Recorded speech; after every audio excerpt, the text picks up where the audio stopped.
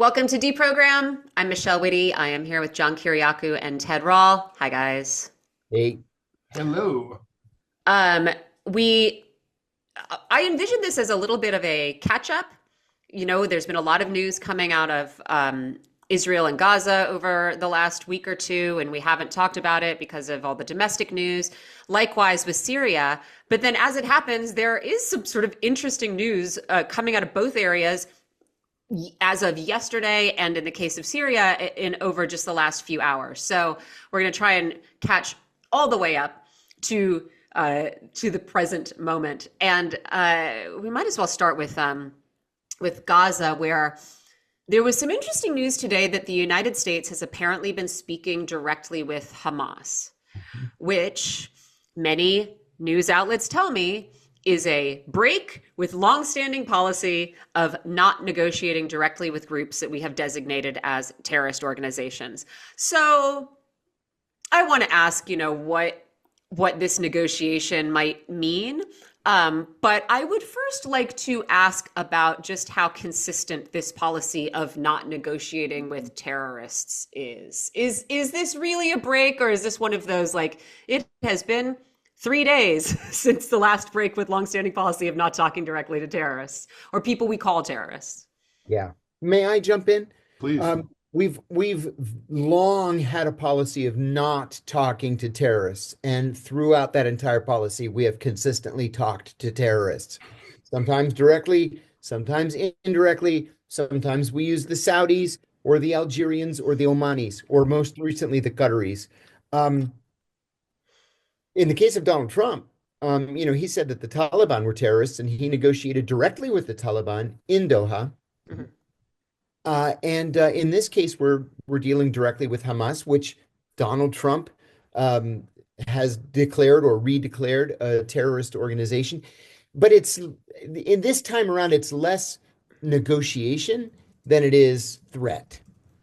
He's threatening Hamas that they better snap to, or else. He won't say or else what, but that has been the message over the last day and a half, that they have to either implement round 2 of the ceasefire agreement by releasing more Israeli hostages, or face the wrath of Donald Trump. Now, realistically, Trump isn't able to do anything to Hamas, but certainly he could tell the Israelis that they could do whatever they want, and there won't be any kind of international price to pay for it. That's what I'm worried about. I have a different take, I think. I can also read this as pressure on Israel. I mean, I saw the analogy with the Ukraine situation, right, where where Trump was obviously thinking that Zelensky was reticent, not really ready to talk to the Russians.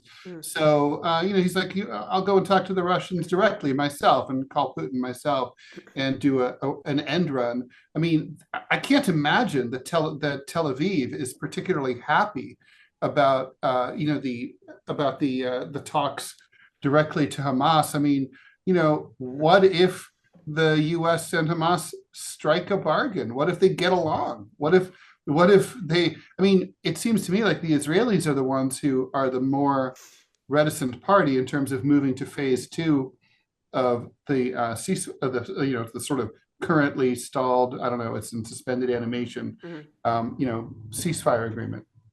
That was a question I had, right? Are we negotiating with Hamas on our behalf, or are we negotiating with them directly on Israel's behalf? Oh, it's most definitely on Israel's behalf. Yeah. Well, then, they have nothing to say to Hamas.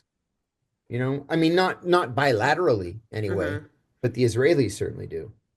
I feel like it also, it makes, you saw Donald Trump's social media post recently where he said, Hamas, this is your last chance, give up the hostages, give us the bodies, Hamas's leadership, get out of Gaza. This is going to be your last opportunity. And it was, I don't know if you had the same response. To me, when later we got the news that the US had been communicating directly with Hamas, that made that actually a little bit less sinister and more like Donald Trump's usual negotiating tactic, which seems to be to threaten to blow people up on the way to some kind of negotiated decision. He did the same thing with Russia before the perfect phone call, right? Where he posted a truth social where he was threatening Russia, and now obviously that's all forgotten. I mean, he just threatens everybody. Mm-hmm. Yeah. I mean, why would he, this? I mean, John, I'm just curious why you're so sure he's talking. Conducting these talks with Hamas on behalf of Israel instead of on behalf of the United States. I mean, Israel capable of talking to Hamas. Well, the only upside I could see for Trump doing this as the American president on behalf of the American people or the American State Department is it could be a part of his obsession with winning the Nobel Peace Prize.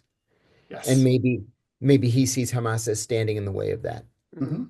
That could be it. He takes it personally that Barack Obama was sort of preemptively given, wrongly, of course, given the Nobel Peace Prize.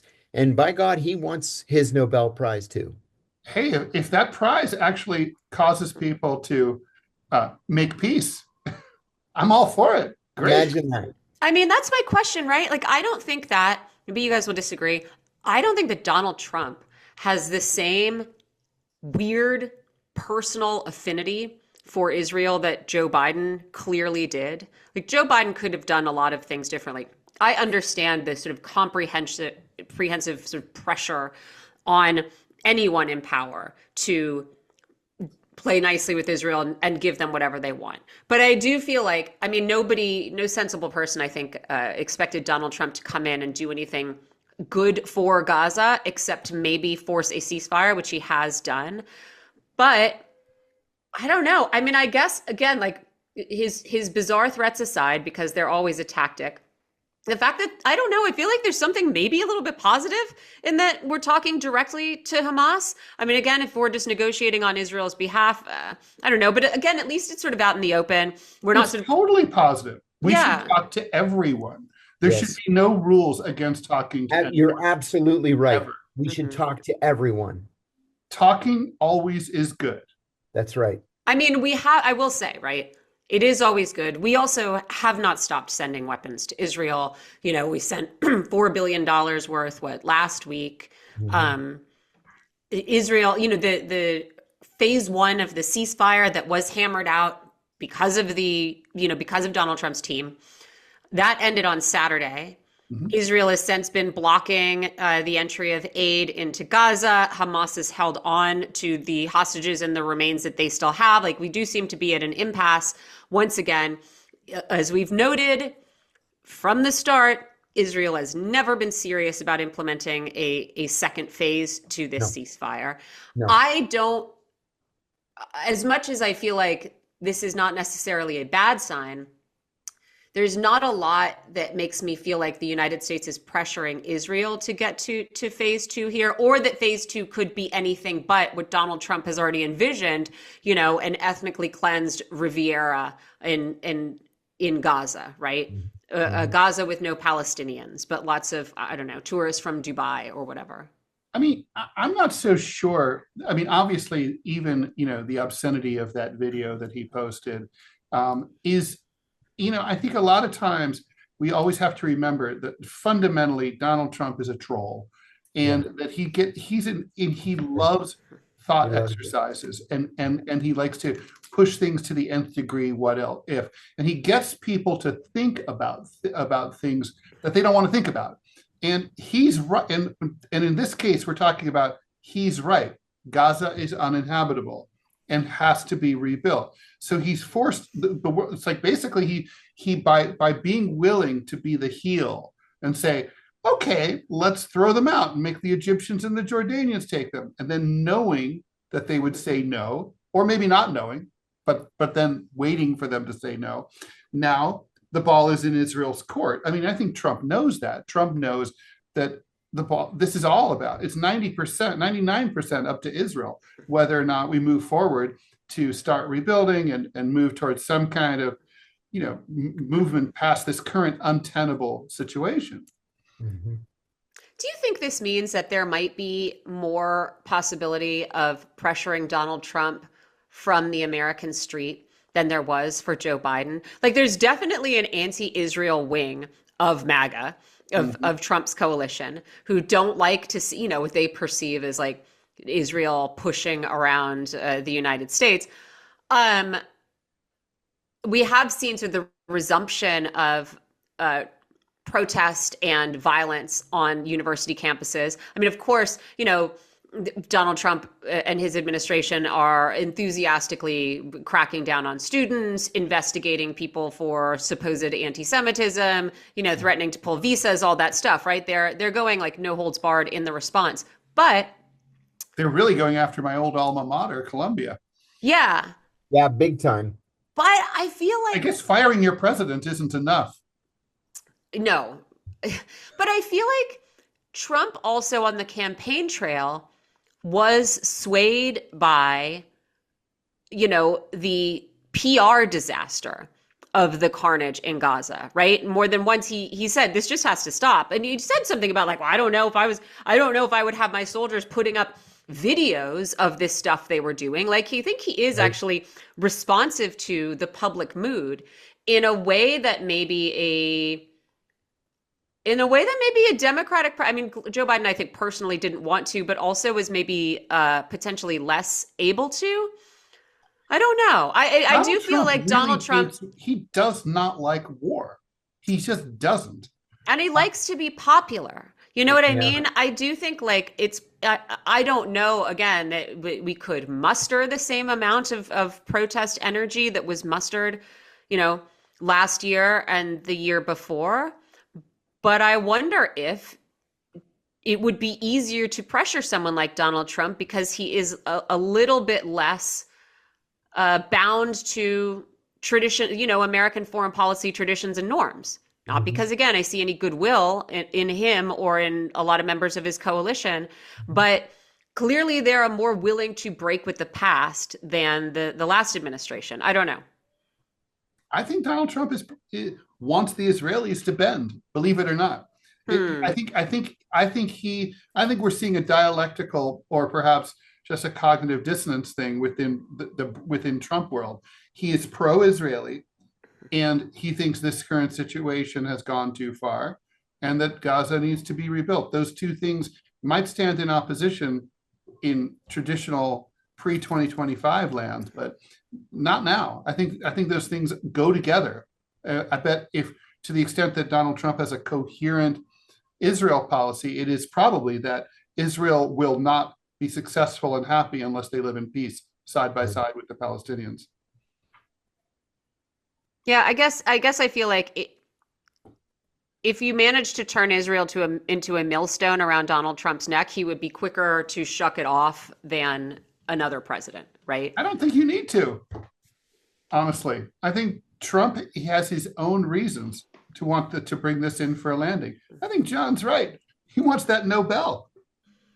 What's he going to have to do to get it, though? I mean, I don't think you can get a Nobel Prize if you ethnically cleanse Gaza and turn it into, whatever. He knows that's not going to happen. He's admitted it already. Mm-hmm. So what would it take? That's a dead letter.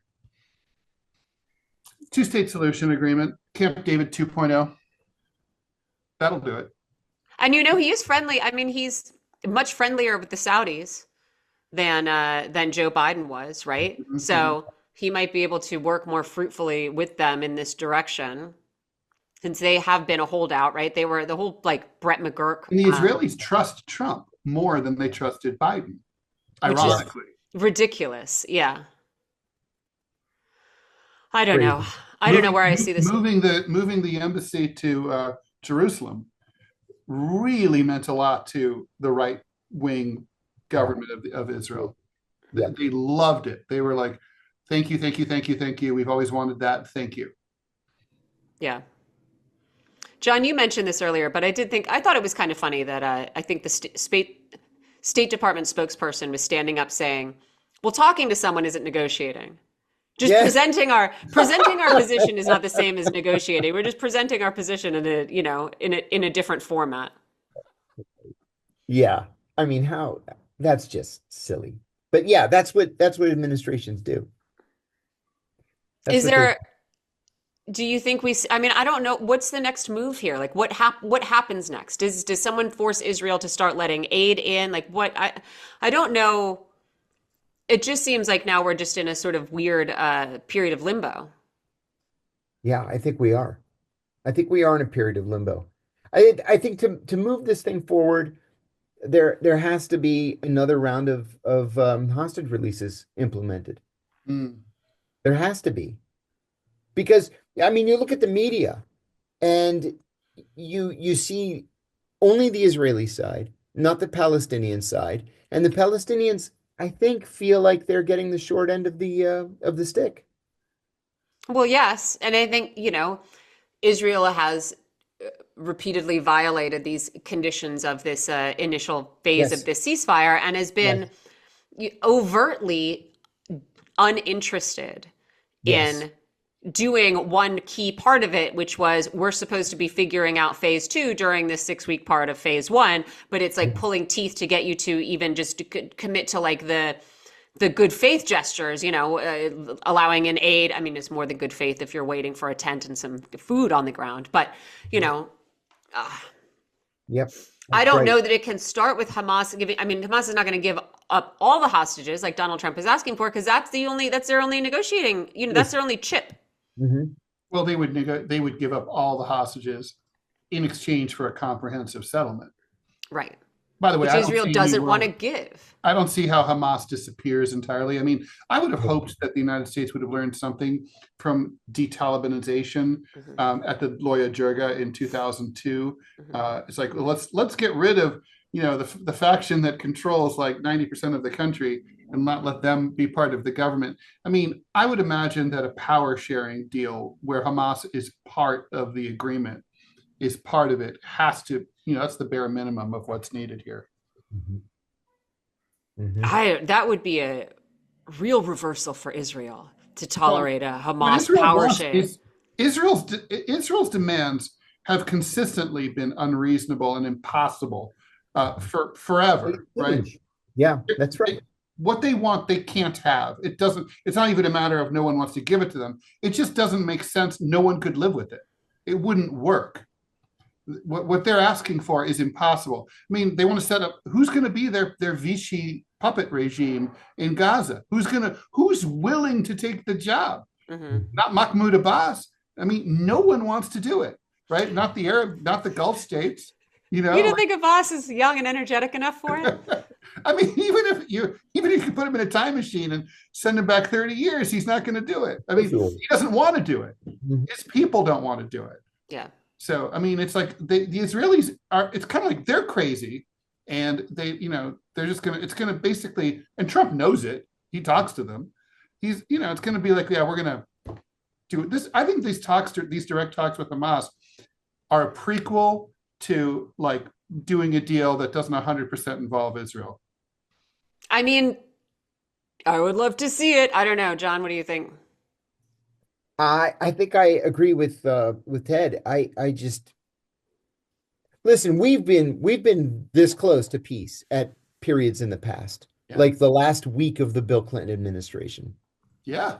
And if we couldn't get peace under those circumstances, where the Israelis and Palestinians were at Camp David, literally dividing Jerusalem block by block by block on this big map with a Sharpie, and we couldn't get peace then, we're not going to get peace now. We're in where they're in a state of war and they want to, where the Israelis want to completely annihilate the Palestinians, and then those Palestinians they can't kill, they just expel. So no, I was in Israel in the West Bank Y2K weekend, and that was the moment, right? What, because you were hoping to ascend?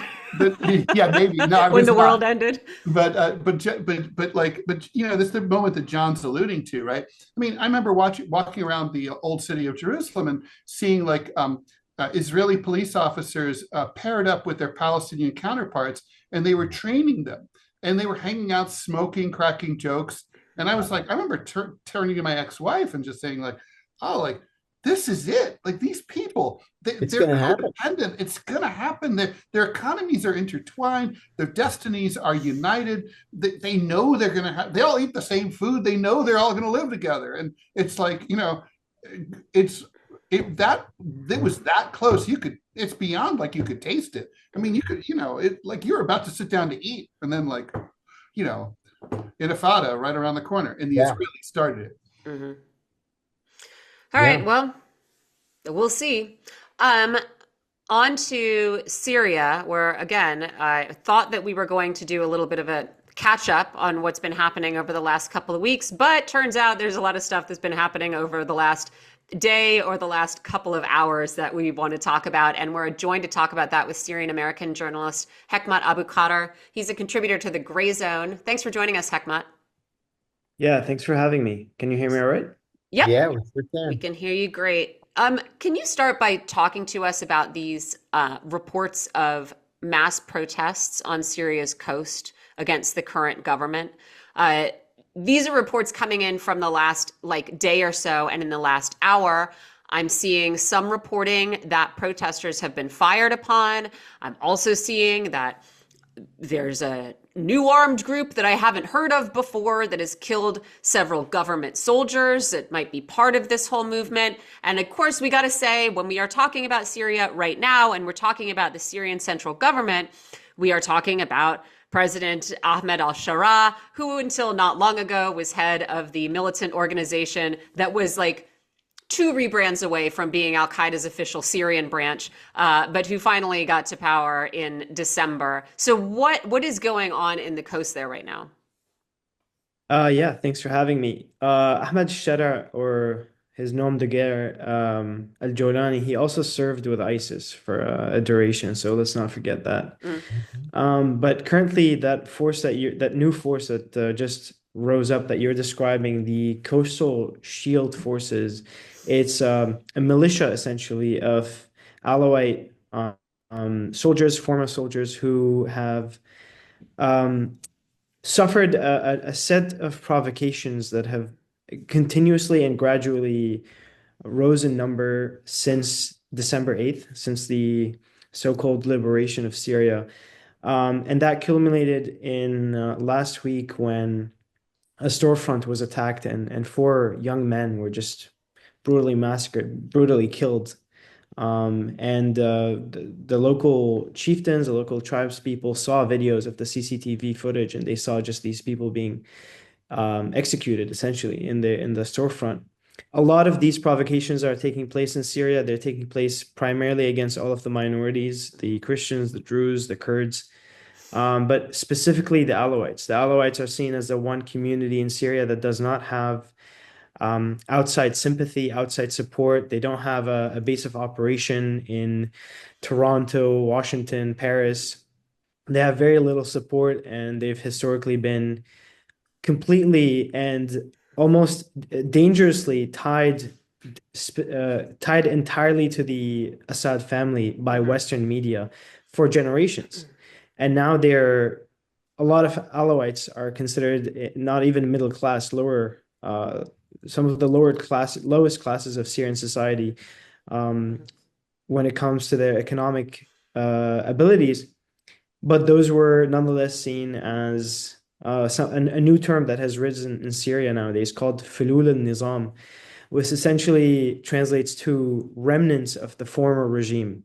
So any excuse that they want to go and start a provocation against an Alawite man or an Alawite family, seize their property, attack their storefronts, they will just accuse them of formerly serving with the Syrian army and being remnants of the former regime. So right now, a leader called Miqdad Fatiha has blared call to arms for all Alawites who have essentially decided not to take it anymore, and they have taken some towns in the western coast of Syria, which is predominantly Alawite, and they have set up two ambushes against the HTS forces.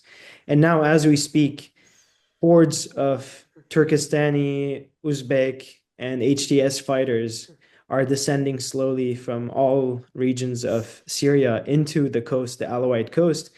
And every Syrian who's who's aware of the situation is holding their breath, because historically, after every revolution, every successful regime change operation, history knows you have a lot of ethnic-based violence, you have a lot of sectarian-based violence, a lot of people have vengeances. This was not allowed to take place because of the uh, excessive interest and excessive media interest that the West has had directed on Syria for a long time, and now this seems like this might finally happen. These these vengeful ethnic-based mass violence occurrences are finally going to take place. And it'll be with the blessing of the HTS government right now. Yeah, right now the rhetoric that's coming from the HTS on Twitter and on their other social media platforms is very harsh. They're calling Alawites pigs, and they're essentially justifying their potential mass murder and massacre.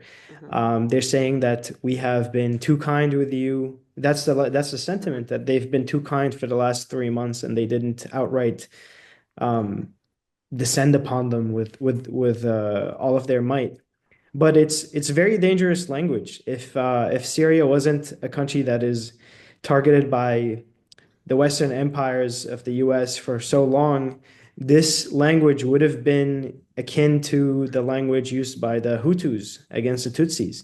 This is very dangerous stuff that has a precedent, and not enough people are paying attention to the potential mass violence that is about to be inflicted in Syria. How do we know it's not, we've heard alarmist kind of rhetoric, for example, about the alleged massacre that was supposed to happen in Benghazi, and that was used to justify Western intervention to save the people in Benghazi from the former government of Muammar Gaddafi. How do we know this is not, it's just like, hey, we're not after Alawites, we're just after these hellraisers who are ambushing the new government's legitimate legal forces? Yeah, well, two answers immediately come to mind. That this rhetoric is coming from on the ground in Syria. It's not coming from Washington, D.C. or Susan Rice or whoever made that absurd claim that Gaddafi was selling Viagra pills or giving Viagra pills to his troops. This is coming from on the ground. The rhetoric is very dangerous. There's massive poverty in Syria. There's a lot of accumulation of hatred that's sectarian, that has been slowly notching up and up for 14 years. And it hasn't been resolved in any serious way. And the one potential, the worst potential replacement for the Assad government had taken place. The HTS, the Hayat Tahrir al-Sham, came in. They are not the harbingers of a smooth transition into post-Assad Syria. So that's the one answer. The second answer is, again, this language is coming from them. It's coming from the troops on the ground, the de facto government in Syria.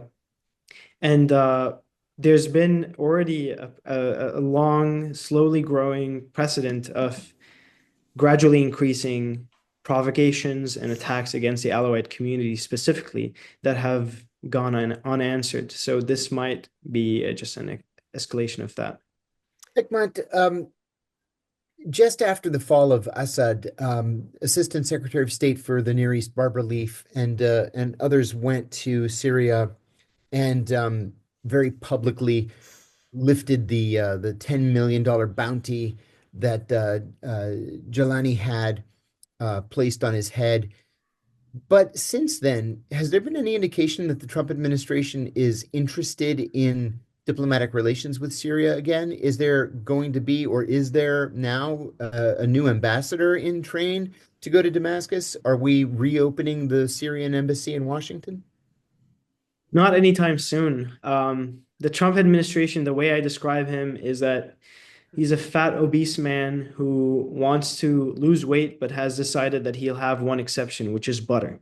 So he has decided that he wants to leave the Middle East, yet he is fully willing to accept any decision that comes from Tel Aviv, any orders that come from Bibi Netanyahu. He's willing to honor those orders.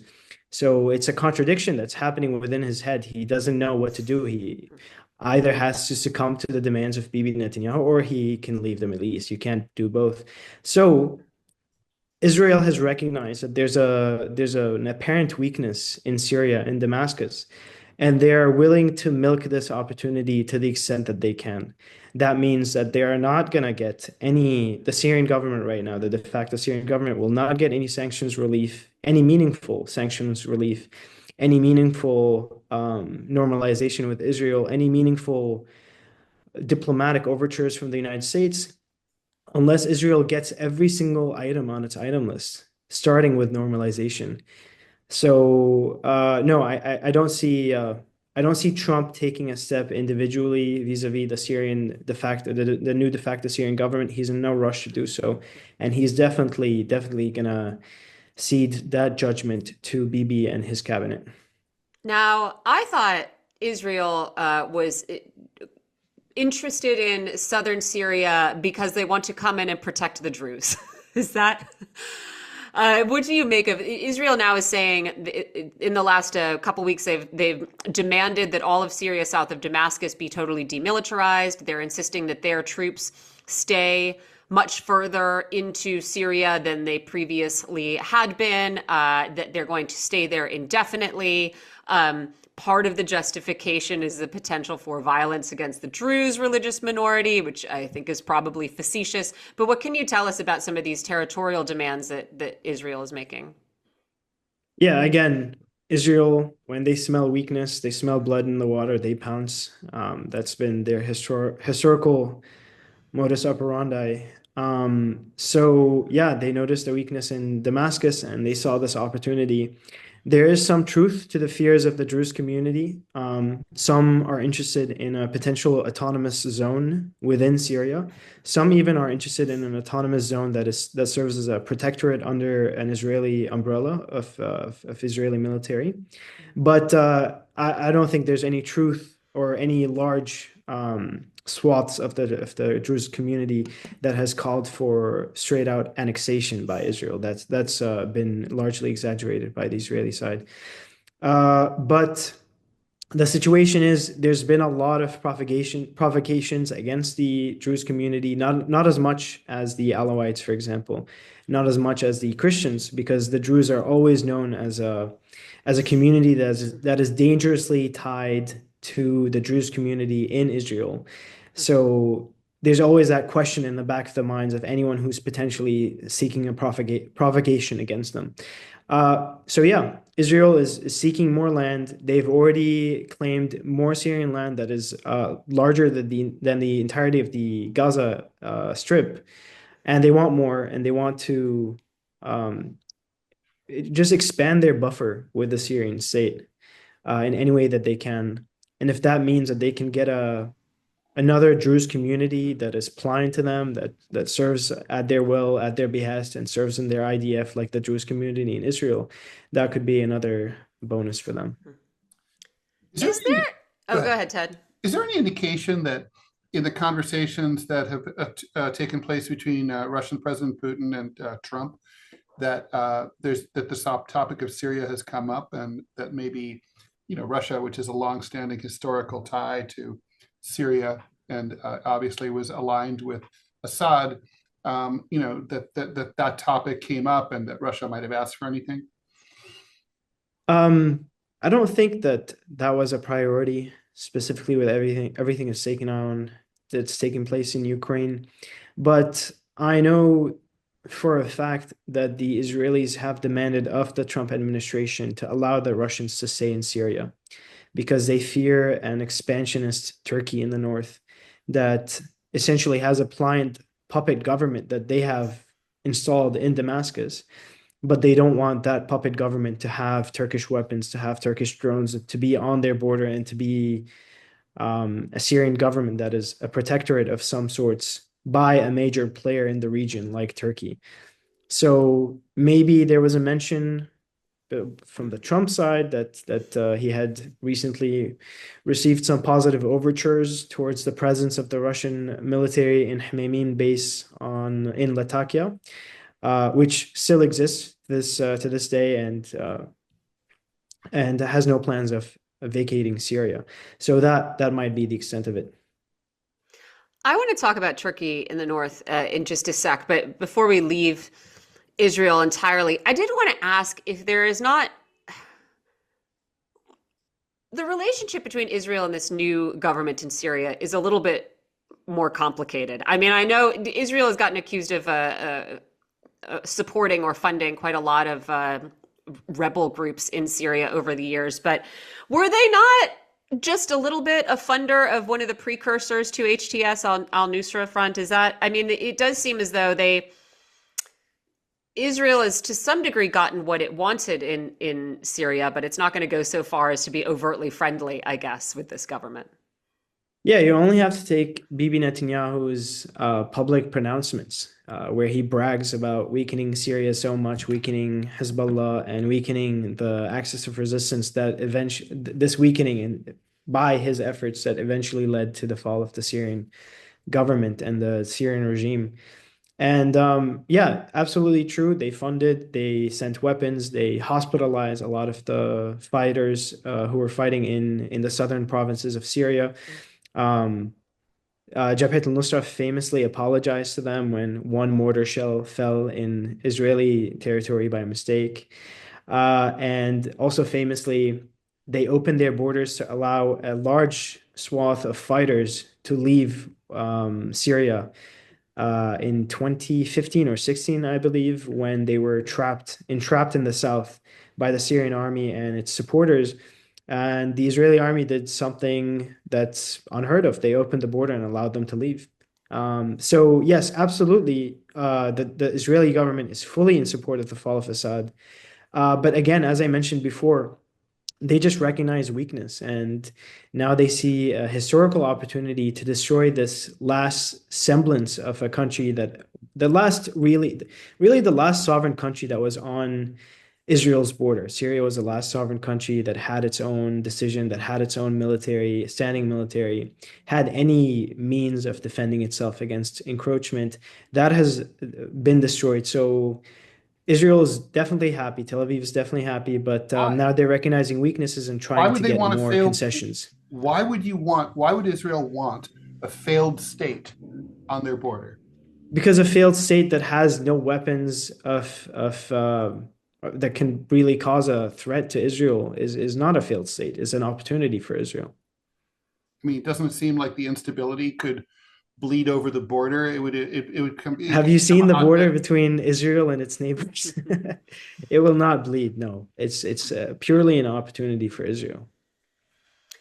So you have this government in Damascus, right? This new government in Damascus that seems to be not at all in control of the country south of Damascus, increasingly not in control of the coast to the west, and then of course it's not in control of the northeast, where you still have, I mean, supposedly the fighting in Syria was over when Assad fell, but you still have Kurdish-led forces who are backed by the United States, engaged consistently in fighting with the cohort of Turkish-backed militias.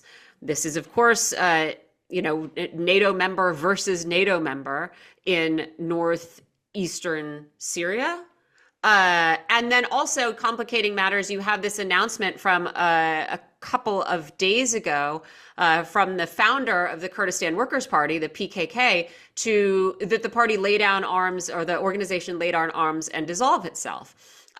He has made this call from a Turkish prison, but I guess he's been making calls from there for 25 years. The Syrian Democratic Forces have said this disarmament request has nothing to do with them, but what is happening there? Yeah, this is astounding. If Mandela, during the years of his imprisonment on Robben Island, were to have made a historical statement asking the ANC to just renounce violence, something that he himself never did, I don't think the ANC would have taken that supposed pronouncement from prison seriously. Mm. Yet, for some reason, a lot of people are trying to make that pronouncement by Öcalan, who's similarly been imprisoned for upwards of 20 years on an island off of Istanbul, taking it seriously. I don't think they should, and definitely the SDF certainly should not, because the SDF currently is engaged in an existential fight with the Turkish army and the Turkish-backed Syrian National Army, which is essentially a force that's funded, weapon, and armed by the Turkish state that operates in Syria. So yeah, the SDF is not taking that declaration at face value. They recognize who Öcalan was and who he is for the historical movement of Kurdish resistance and Kurdish sovereignty, but they don't recognize these maneuvers that were forced upon him by the Turkish state. They are in a very delicate situation right now. So this statement came in as a blow against them as they are in a very weak position, fighting to regain any sort of sovereignty or any sort of autonomy in the Northeast. How old is he? Öcalan? Mhm. I think in his late 70s, late 80s. So He's yeah, got to be. He's got to be. He was caught in 2000, I think it was. So Maybe yeah, even earlier in the 90s. Maybe it was 99. yeah, so Yeah. it's easy to see why you might not necessarily. I mean, this guy that's it's rough to be that old anyway, and then in a Turkish prison all that time. Solitary confinement for almost 20 Probably years. not Yeah. in great shape. Yeah. Mm. What are Turkey's goals in Syria right now? Do we have an idea? Does it have territorial goals? Is this just ideological, like ensuring that there's not a sort of Kurdish autonomous region near their border? What is it? Yeah, that's one of their goals, to not have a second Kurdish autonomous zone like the one in Iraq. But that goal seems to be one of many. They also have neo-Ottoman colonial aspirations and desires set on Damascus. They see Damascus as an extension of a Sunni Ummah or Sunni Caliphate that connects the Sunni world that they lost hold of after 1918, after the 1920s, after the conclusion of the First World War. And they see it, some factions in the Turkish government see it as rightfully theirs, as an extension of the Turkish Neo-Ottoman Empire.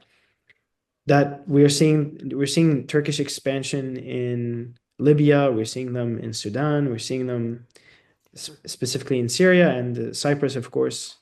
But yeah, they have dreams of having a puppet state at their border that is beholden to them. Right now, the cabinet that Mohammed al-Shara organized in the last month, 95% of those serving in cabinet positions have dual citizenships with Turkey. So that is a dream for them. They're trying to establish some sort of a rump state, a puppet state on their southern border that could be very beneficial for them. And yeah, some would tell you that those are neo-Ottoman aspirations. What do you predict for the future of U.S. support for the Syrian Democratic Forces? So historically, Trump has made many negative statements against the Kurds. He famously in 2017 or 2018 called them not very good people. I missed that. Just Kurds Yeah. generally? He's famously called them, the Kurds, they're not angels, he said. Oh, okay. Yeah. Because back then, I'm sorry to interrupt. Brian Becker and I spent an entire 30-minute segment on that asinine statement.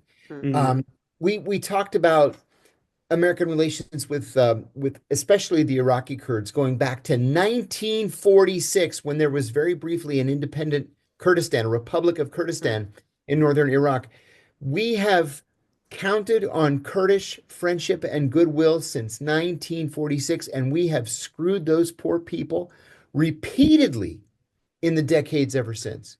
But nobody ever had the guts to say they're, not angels or not good people or not reliable allies. None of that is true. They're amazing allies, despite the fact that we have slapped them down time after time after time. I have nothing but the deepest respect for the Kurds. Yeah, you're absolutely right, John. They have been used as a political leverage card for almost a century now. And yeah, Trump is he's one of the few people who's playing politics out in the public. He back then he was negotiating an arms deal with Turkey or something along the lines with Turkey. So he went ahead and made it evident that he was playing politics with the Kurds. But yeah, the Kurds right now, they're trying to make any overtures that they can. They have yesterday, Mazloum Abdi, the leader of the SDF, in a BBC interview said that he is interested in any protection that may come to save the sovereignty of the Kurdish people in northeast Syria, even if that comes from the Israeli state.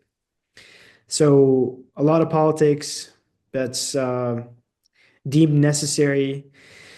If the forces that invaded from Idlib and HDS and Jabhat al-Nusra worked with Israel, the Kurds asked themselves, why shouldn't we?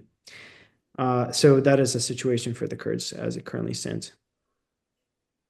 There's just such a bizarre and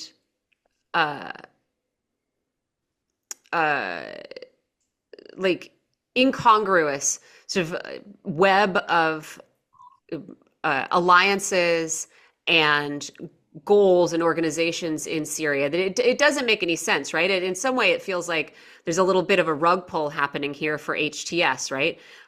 The United States was sort of tacitly happy to do a little whitewash on them as they came to power. Jelani getting his PBS interview and a lot of like, who is this guy who used to be Al-Qaeda and ISIS, but doesn't seem like it anymore? But they are also, pretty willing to let the new government flail. You have, you have allies fighting each other in Turkey. You have enemies allying with each other in parts of the country. And it does seem, again, like Ted, I think it is always a good question. Like, why does anybody want a destabilized neighbor? Except the only thing that makes sense is the goal of everyone surrounding Syria is a sort of dissected Syria. Well, they're forgetting kind of, I don't know. It seems like there's so many parallels to Afghanistan. Afghanistan was created as a buffer state in order to create security between Tsarist Russia and the British Raj, primarily, right? But there's been all these efforts to chop it up and weaken it, particularly by countries like Pakistan. But then it's like, okay, congratulations. You have, is it your backyard like the ISI used to think, or is it your soft underbelly, or is it both? And Israel should really be careful what they want here. They have their situation with Egypt is far superior to what they're about to get with Syria. Yeah. I wanted to ask, before, I don't want to keep you for too long, Hekmat, but we started off this conversation talking about the fear of reprisals against minorities in Syria. That is the kind of thing that tends to sometimes get the attention of the Western press and bring a lot of sympathy for different groups that are possibly being persecuted. I haven't seen a ton of that, though, in the mainstream Western reporting, and I wanted to ask whether you've seen it and whether you think it might be coming. Yeah, so you mean you haven't seen coverage of the provocations? I haven't seen, say, CNN running out to say, look at these, look at the terrible provocations in Syria. In December, right? There was an initial someone tore down a Christmas tree. Oh, look, they put the Christmas tree back up. And they haven't, maybe I've been looking at other stories, but I haven't seen the New York Times, sending in correspondents to embed with different groups who might feel vulnerable. I haven't seen, what was her name? Bana Alabed of the Alawites or whatever being created. So I wonder if you think there is going to be any sympathy, or if the West is going to look away a little bit since we got what we wanted there. Well, you already answered your question. They're not going to create Banas because Banas were a creation and a figment of their imagination. So this is culmination of 14 years of hard work that came to fruition, and they got what they wanted. So I don't think even on the individual level, I'm blanking on the name of that blonde CNN reporter who flew Clarissa into Ward. Yeah, Clarissa Ward. Clarissa Ward, yeah. So someone like Clarissa Ward who attacked Obama and attacked Trump and asked them if they had a shred of humanity in them because Obama refused to bomb Assad and bomb Syria. So someone who is that engaged in the regime change operation that's been ongoing for 14 years, I don't think on an individual level would have any interest to come to the realization and reckon with the fact that those are the groups that they supported, the groups that are right now barging into cemeteries, Christian cemeteries, and desecrating them. Provocations against Christian women around Syria happening on a weekly basis. A lot of Alawites dying almost on a daily basis. They don't want to recognize who they supported. They don't want to see the Tajikis walking with their guns, brandishing their guns on ordinary Syrians. There are videos coming out of this holy Ramadan month of Tajikis and other HTS fighters going out, paroling the streets and enforcing a forced fasting, a forced public fasting. So Syria has always been a multicultural, pluralistic society. I was a Christian living in Syria. I ate when I wanted to eat in the month of Ramadan. I drank water after like a basketball lesson in Aleppo. Sometimes I'd get looks, but no one would show up with a pickup with an AK-47 and tell me to drop my bottle of water because I'm not respecting Islamic values. Mm-hmm. That's happening on the streets of Syria everywhere in the country right now. Mm-hmm. People are being asked to respect something that they do not adhere to. So yeah, Clarissa Ward and her ilk in Washington and New York are certainly not going to want to pay attention to the results of their 14 years of work. Sorry, this has raised another question in my mind. But are we going to watch sort of under the noses of the West, Syria actually become this thing that we've been worried about all along, that it will actually become a magnet for international terrorism and for a sort of expansionist, militant Islamic effort? If you're talking about, Tajiks coming and Uzbeks, I lived in Central Asia for a while, and there was a lot of fear of recruitment to ISIS in Syria of Central Asians. And when you say, this government is being supported by, foreign fighters, is this now going to be this thing that we were saying we were sort of fighting in Syria for a long time? That's why we had to fight ISIS there. That's why we had to go back into Iraq, etc. Now it's just going to happen and we'll all look away? The Turkish Islamist Party is now an official member of the Syrian government. They have established offices and they have established branches in Damascus. Turkish Islamist Party is the Uyghurs. Mm-hmm. And any Turkistani or Uyghur student who wants to study in any Syrian universities can do so for free now. Mm-hmm. So it's the wet dream of the West. It's the wet dream of the United States to weaponize this newly minted rump state against its historical enemies. So now that Syria could serve as a breeding ground and a base of operations for the Uyghurs, I think they'd be delighted in Washington. I don't think they see that of course, we're going to have a lot of blowback, and a lot of Westerners and Americans and Christians and Europeans around the world will die because of blowback. But at the end of the day, it does serve their end goal of destabilizing an enemy in the form of China, Chechens, destabilizing Russia for them, now also having bases of operations in Syria. So no, Syria is their wet dream, and I don't see that being a concern that it becomes a quagmire for them. That's so sad, Hekmat. I'm sorry. It I'm is, sorry. yeah. It really is. I'm sorry we're having a conversation that's not at a more promising time, but we really appreciate you joining us regardless. And you're going to get to hear Thanks for us. having me. You're going to get to hear us do this for the first time because we're not great salespeople. But listeners, if you liked that, you've heard everyone ask you to do this before. Just please hit like and maybe hit subscribe while you're at it. Hekmat, thanks a lot. We really appreciate you joining us. Thank you, guys. Thank you so much. Bye. Bye. I hate to end an interview on such a sad note, but it was hard to come up with anything more positive. But it was an opportune time to catch up on both of those topics. I had felt bad having these conversations about domestic politics, which of course matter a lot, or domestic events, while of course Gazans continue to be slaughtered and Israel is launching raids in the West Bank like we haven't seen in years. But I guess we'll have to do a West Bank catch up at some point in the future as well. Yeah. Yeah. But, I mean, I do think that that's the way it's going to go. It's going to be it's going to be a hotbed of radical Islam. I mean, it's going to it just is. I mean, and everyone's going to be surprised and confused. And the part that, I mean, aside from the human misery involved, this will just be another beautiful excuse for some future administration, or maybe this one, to go to war.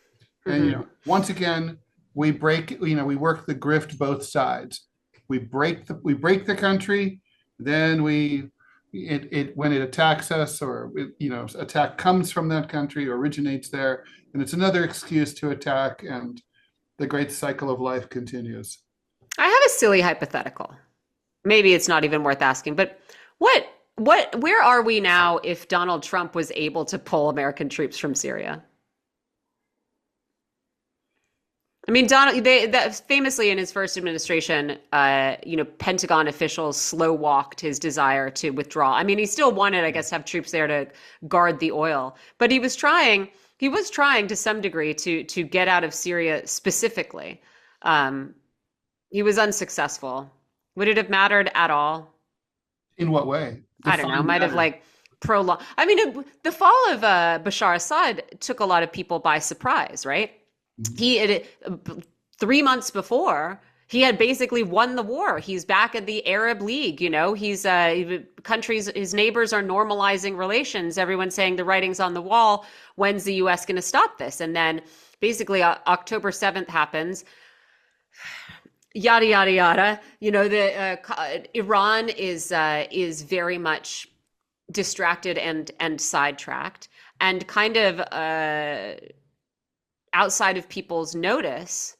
These groups in Syria are able to creep up and very quickly overthrow the Assad government. I don't know. I don't know if it would have prolonged the tenure of Bashar Assad. I don't know that there would have been any sort of stable, I don't know that there was anyone in place to come after Assad. I'm not necessarily suggesting that a longer, I mean, nobody was excited about Bashar Assad except for his immediate family. Although, again, I think a lot of people preferred relatively stable rule to what is going to happen under HTS. But I don't know. I just wonder if the U.S. had already been deeply involved in Syria for so long, it might not have made any kind of difference had we changed things in 2018. But I don't know.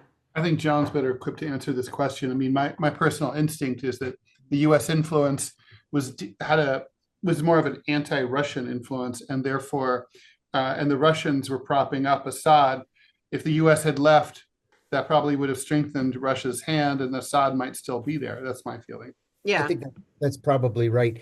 And what ended up being the case was that Assad was far weaker than anybody realized he was, including the Russians and the Iranians. Mm-hmm. The Turks recognized it and were able to move on it.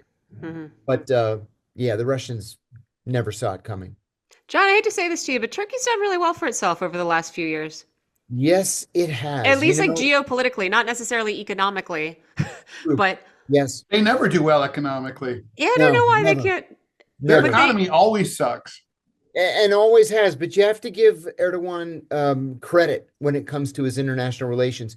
First of all, he's as close to the Israelis as any Muslim country possibly could be. Then he hates the Israelis and is on the brink of war with them. Mm. Then he throws his lot back in with the Israelis if it means that Assad goes, which he has sought for decades. Mm-hmm. So the Turks really played this right. Yeah, achieving goals right and left. That's right. Erdogan's a master of realpolitik. He really is. such a He chameleon. really is. And he's easily underestimated, Mhm. and countries do that at their own peril. Yeah. All right. Has that been enough deprogramming for the day? I think so. It's all our tiny minds can handle, but there'll be more. We'll be back. Thanks for listening, everybody. And you heard it, but in case you didn't hear it the first time, subscribe, like, Please. you know how to do it. All right. Bye, everybody. Great.